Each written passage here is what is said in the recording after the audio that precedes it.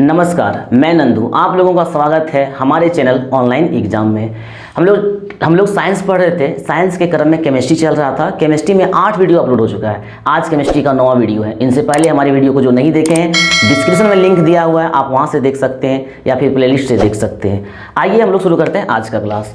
आज हम लोग पढ़ेंगे आधुनिक आवर्त सारणी के नियम। इस क्रम में हम लोग डॉबे राइनर, मेंडलीफ, न्यूलैंड्स पढ़ चुके हैं। इससे पहले हमारे चैनल में जो नए हैं, चैनल को सब्सक्राइब करें, वीडियो को ज़्यादा से ज़्यादा शेयर करें और लाइक करें। चलिए शुरू करते हैं। आधुनिक आवर्त सारणी के नियम। क्या है आधुनिक आवर्त सारणी के नियम? इससे पहले हम लोग डॉबे राइनर का चर्चा करते हैं। सबसे पहले तत्वों को उसने बांटा था। इसके बाद आपका न्यूलैंड्स आया, जिन्होंने पहला और 8वां तत्व, जिसने अष्टक नियम दिया था। फिर मेंडलीफ आया। मेंडलीफ ने क्या किया, ये तत्वों को बढ़ते हुए परमाणु भार पर सजाया, और उसका नियम इसलिए फेल हो गया कि ज़्यादा भार वाले पहले और कम भार वाला बाद में आया। ये सब आप पढ़ चुके हैं। आज चर्चा करेंगे आधुनिक आवर्त सारणी। देखिए, आधुनिक आवर्त सारणी और मेंडलीफ का आवर्त सारणी कुछ ज़्यादा डिफरेंसेस नहीं है। ये जो मोसले था, देखिए ये जो मोसले था, मोसले ने ही आधुनिक आवर्त सारणी का नियम दिया है।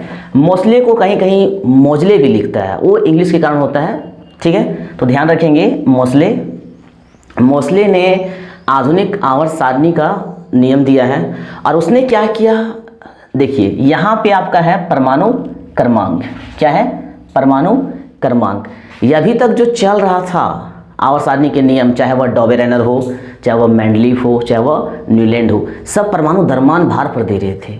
भार पर दे रहे थे। किस पर दे रहे थे? भार पर दे रहे थे। और इसने क्या किया, परमाणु भार की जगह थोड़ा सा चेंज किया है। परमाणु भार की जगह क्या कर दिया? क्रमांक कर दिया।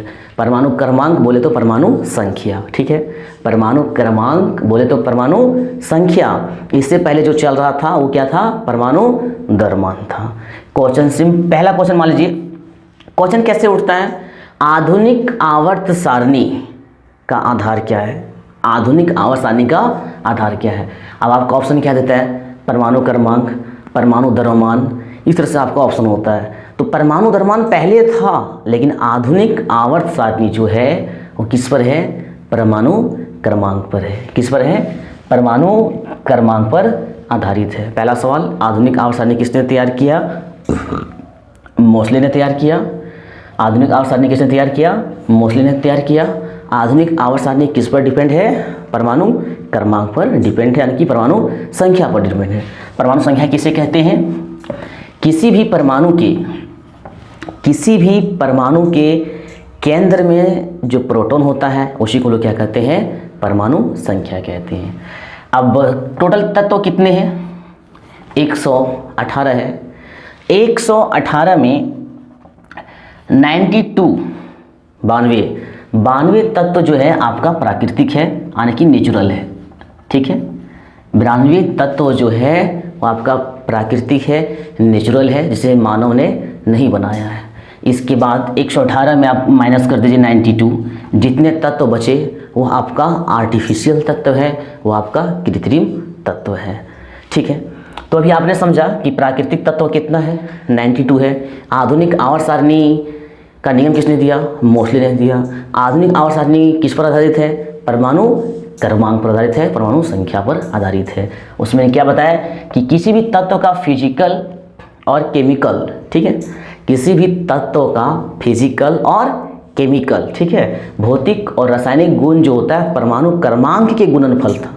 बस इतना याद रखना है, परमाणु क्रमांक, इतना ही, इससे ज़्यादा कुछ याद नहीं रखना है। जबकि इसके पहले क्या था मेंडलीफ वाला में, उसमें था परमाणु भार के गुणनफल। ये मोसले ने थोड़ा सा होशियारी किया है और परमाणु भार की जगह परमाणु क्रमांक कर दिया है, ठीक है।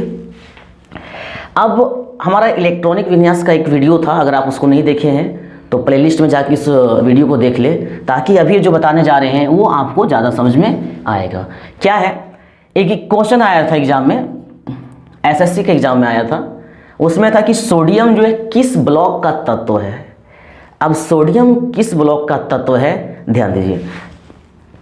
S, P, D और F। इलेक्ट्रॉनिक विन्यास के क्रम में हम आपको S, P, D, F के बारे में बताए थे। S, P, D, F। इसमें कितना था? एक ऑर्बिट, इसमें कितना? 3, इसमें कितना 5 और इसमें कितना हो गया 7 हो गया। इसमें एक ऑर्बिट, इसमें कितना ऑर्बिट 3 ऑर्बिट, इसमें कितना 5 और F में कितना ऑर्बिट हो गया 7 ऑर्बिट। प्रत्येक ऑर्बिट में क्या होता है 2 इलेक्ट्रॉन होते हैं। तो S में कितना हो गया 2 हो गया। S में 3 ऑर्बिट है और प्रत्येक ऑर्बिट में 2 इलेक्ट्रॉन है, तो कितना हो जाएगा आपका 3 दूनी आपका 6 हो जाएगा। फिर आपका कितना हो जाएगा 10 हो जाएगा। और F ऑर्बिट में आपका कितना इलेक्ट्रॉन हो जाएगा 14 इलेक्ट्रॉन हो जाएगा। सवाल क्या था, सवाल ये था कि सोडियम जो है किस ब्लॉक का तत्व है। सोडियम जो है कौन सा ब्लॉक का तत्व है, वो S ब्लॉक का है, P ब्लॉक का है, D ब्लॉक का है या F ब्लॉक का है। ऑप्शन यही चारों आपका रहेगा। तो बहुत सारे कैंडिडेट का क्या होता है SPDF देख के क्वेश्चन ऊपर से ही निकल जाता है। ठीक है, आप समझेंगे तो आसानी से इसको सॉल्व कर सकते हैं। देखिए कैसे सॉल्व करेंगे, इसका विन्यास करेंगे। इलेक्ट्रॉनिक विन्यास में बता चुके हैं कैसे। पहला कितना लिखते हैं, पहला कक्ष में कितना है, पहला के लिए 1 लिखेंगे। जैसे कि ये कक्ष है 1 2 3 और 4 लिखेंगे। ठीक है, तो पहला कक्ष में कितना इलेक्ट्रॉन होता है 2 इलेक्ट्रॉन होता है। पहला कक्ष में कितना इलेक्ट्रॉन होता है 2 इलेक्ट्रॉन होता है। तो क्या लिखेंगे 1 लिखेंगे, 1 मतलब पहला कक्ष, पहला ऑर्बिट। ठीक है, और पहला का नाम क्या है S है। तो S का क्या करेंगे, S में कितना इलेक्ट्रॉन होता है 2 इलेक्ट्रॉन होता है, तो क्या देंगे 1s² देंगे। अब सोडियम का परमाणु संख्या कितना होता है 11 होता है। सोडियम का परमाणु संख्या 11 होता है। अब इसको लोग तोड़ रहे हैं। S ये हो गया। दूसरा में क्या होता है S प्लस P होता है। S प्लस कितना होता है P होता है। अब हम दूसरा कक्ष लिखेंगे, पहला कक्ष तो लिख लिए। तो दूसरा इसमें क्या होता है S भी होता है P भी होता है। दोनों जोड़ते हैं तो 2S और 2P, 2S और 2P हो गया। तो S में कितना इलेक्ट्रॉन होता है 2 इलेक्ट्रॉन होता है। और P में कितना इलेक्ट्रॉन होता है 6 होता है। देखिए कितना हो गया 2 4 और 6 कितना हो गया 10 हो गया। फिर तीसरा कक्ष में जाएंगे तो उसमें क्या होता है S होता है, P होता है और D होता है। तो पुनः हम लोग S से शुरू करेंगे। तो S से शुरू करेंगे तो यहाँ 3 लिखेंगे क्योंकि तीसरा कक्ष लिख रहे हैं, और SPD लिखेंगे। तो पहले S लिखेंगे, S लिखेंगे तो 2 2 4 और 6 10, यहाँ आपका 11 है। तो कितना बच रहा है 1 बच रहा है। यानी इलेक्ट्रॉन जो है अंतिम इलेक्ट्रॉन किस में जा रहा है S ब्लॉक में जा रहा है। तो अंतिम इलेक्ट्रॉन जिस ब्लॉक में होगा कोई भी तत्व उसी ब्लॉक का होगा। अंतिम जैसे जब लोग इलेक्ट्रॉनिक विन्यास करेंगे तो देखेंगे अंतिम इलेक्ट्रॉन किस में आ रहा है। अंतिम इलेक्ट्रॉन जो आ रहा है S में आ रहा है, P में आ रहा है, D में आ रहा है कि F में आ रहा है। जिसमें अंतिम इलेक्ट्रॉन आएगा उसी को हम लोग कहेंगे कि यह तत्व उस ब्लॉक का है। तो सोडियम का परमाणु संख्या कितना है 11 है। अंतिम इलेक्ट्रॉन S में आ रहा है तो उसका आंसर क्या होगा कि सोडियम किस ब्लॉक का तत्व है, सोडियम S ब्लॉक का तत्व है। ठीक है, सोडियम किस ब्लॉक का तत्व है S ब्लॉक का तत्व है। अब बात करते हैं हम लोग हाइड्रोजन का। हाइड्रोजन एक ऐसा तत्व है, हाइड्रोजन, ठीक है, इसे आवारा तत्व कहा जाता है। ठीक है, बहुत सारा एग्जाम में आ गया कि आवारा तत्व किसे कहते हैं। तो आवारा तत्व किसे कहते हैं हाइड्रोजन का। लेकिन सवाल उठता है कि क्यों हाइड्रोजन को आवारा तत्व क्यों कहते हैं। ठीक है, तो देखिए क्यों कहते हैं। आप हमारे आवर्त सारणी में देख रहे हैं, नेक्स्ट वीडियो आप समझेंगे। ये जो है सो समूह है, आपको पहले बता चुके हैं जब तत्वों का वर्गीकरण हुआ था तो समूह क्या होता है, आवर्त क्या होता है, ये बताया जा चुका है। ठीक है, और ये जो आपका है क्षैतिज जो है, जो क्षैतिज है वो आपका क्या है आवर्त है, और जो ऊर्ध्वाधर है इस तरह खड़ी जो है वो क्या है आपका समूह है। तो हाइड्रोजन का स्थान ये पहला जो है वो फिक्स नहीं है। हाइड्रोजन का स्थान जो पहला समूह में हम लोग रखते हैं, चाहे पहला आवर्त जो भी बोलेंगे, तो हाइड्रोजन का स्थान सुनिश्चित नहीं किया गया कि ये हाइड्रोजन ये रहेगा। कभी ये यहाँ भी हो सकता है, ये 17 समूह में भी हो सकता है, 18 में तो नहीं होगा क्योंकि 18 में क्या होता है, 18 में केवल अक्रिय गैस है। जो अक्रिय गैस के बारे में बताए थे, अक्रिय गैस क्या होता है, उत्कृष्ट गैस क्या होता है और नोबेल गैस क्या होता है। हमारे उन वीडियो को देखने के लिए प्लेलिस्ट में लिंक दिया है, उनसे आप देख समझ सकते हैं कि अक्रिय गैस क्या है, उत्कृष्ट गैस क्या है। तो अंतिम जो 18वां समूह है उसमें अक्रिय गैस है, इसलिए हाइड्रोजन उसमें नहीं जा सकता है। लेकिन कभी ये फर्स्ट में रहता है तो कभी ये 17 समूह में चला जाता है, जिसके कारण हाइड्रोजन का स्थान सुनिश्चित नहीं है। और सुनिश्चित नहीं होने के कारण हाइड्रोजन को क्या कहते हैं, आवारा तत्व कहते हैं। तो हम लोग तत्वों का वर्गीकरण के क्रम में डॉबेराइनर पढ़े, न्यूलैंड्स पढ़े, मेंडलीव पढ़े, आधुनिक आवर्त सारणी का जिसने दिया था मोसले पढ़े, और हाइड्रोजन का आवर्त तत्व किसे कहते हैं वो पढ़े, और किसी भी तत्व जो है वो किस ब्लॉक का होगा, कोई भी तत्व जो है किस ब्लॉक का होगा, कि एस का है, पी का है, डी का है, एफ है। आप लोग कमेंट बॉक्स में जाएं और कमेंट बॉक्स में जाके जैसे कि आपका मैग्नीशियम है, ठीक है, मैग्नीशियम है, या फिर एक और ले लीजिए आर्गन, ठीक है, आर्गन, तो आप बताएंगे कि मैग्नीशियम जिसका प्राण संख्या कितना होता है, 12 होता है, और आर्गन, आर्गन नहीं कैल्शियम लीजिए, आर्गन नहीं कैल्शियम, कैल्शियम, वैसे आर्गन भी ले सकते हैं, आर्गन का प्राण संख्या कितना है, 18 है, कैल्शियम का प्राण संख्या कितना है, 20 है। आप इन सभी को इलेक्ट्रॉनिक विन्यास कीजिए और कमेंट बॉक्स में जाके जरूर कमेंट करें कि आर्गन, मैग्नीशियम और कैल्शियम किस ब्लॉक का तत्व है। क्वेश्चन इस टाइप से पूछता है तो आप कभी भी, अच्छा ये मानिए कि कैसे रट के मारिएगा, मान लीजिए एक तत्व दे दिया एल्युमिनियम, एल्युमिनियम, फास्फोरस, पोटेशियम, जैसे पोटेशियम का 19, तो मान लीजिए किसी का कोई तत्व दे दिया, किस ब्लॉक का तत्व है, तो इसे रट के नहीं मारा जा सकता है, आपको समझना पड़ेगा इसका विन्यास कैसे होता है। आप यहाँ से समझ सकते हैं या तो हमारे इलेक्ट्रॉनिक विन्यास का जो वीडियो है उनसे समझ सकते हैं, साइंस आप इसको रट के नहीं मार सकते। तो कमेंट बॉक्स में आप इसको बताएंगे कि मतलब आर्गन जो है, मैग्नीशियम जो है, कैल्शियम जो है किस ब्लॉक का तत्व है। तो अभी आपने समझा एस, पी, डी और एफ, कोई भी तत्व कौन सा ब्लॉक का होता है, ठीक है। इसके पहले आज हम पोटेशियम और क्लोरीन ये दोनों बनाते हैं, ये कौन सा ब्लॉक का है। पोटेशियम का परमाणु संख्या कितना होता है, 19 होता है, और क्लोरीन का कितना होता है, 17 होता है। क्लोरीन किस ब्लॉक का तत्व है, इसे सॉल्व करते हैं, ठीक है। इसे एक बार और ध्यान से आप समझ लेंगे। तो प्रत्येक, जैसे एस है, इसमें कितना ऑर्बिट होता है, 1 ऑर्बिट होता है, पी में 3 ऑर्बिट होता है, डी में 5 ऑर्बिट होता है, और एफ में कितना होता है, 7 ऑर्बिट होता है। और प्रत्येक ऑर्बिट में कितना इलेक्ट्रॉन हम बता चुके हैं, 2 इलेक्ट्रॉन।